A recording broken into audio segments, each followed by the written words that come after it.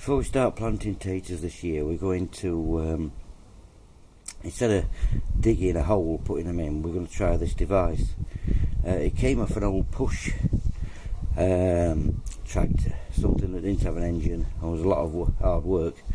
I think they called it a hoss.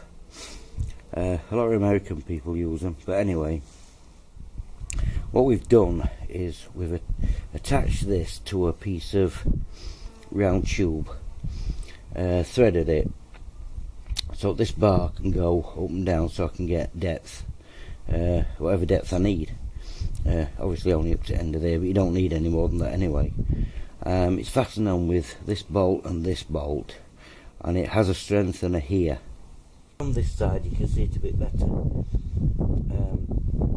The bolt just goes through, holds it together, but if it wasn't for this bar here, which actually needs painting, it would actually pull itself back, but this piece holds it in place with a bolt here. This piece here we welded onto a round piece, then the round piece onto this, which is solid steel. We cut a hole in it and welded this piece onto it and drilled a hole, and that'll hold this very, very sturdy.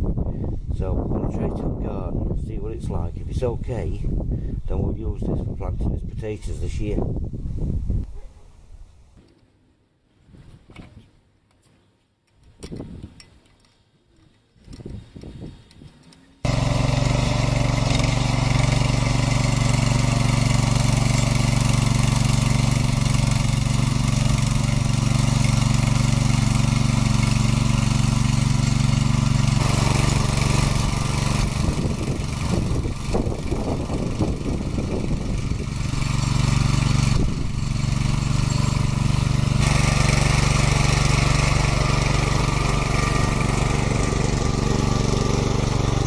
Overall it's worked quite well.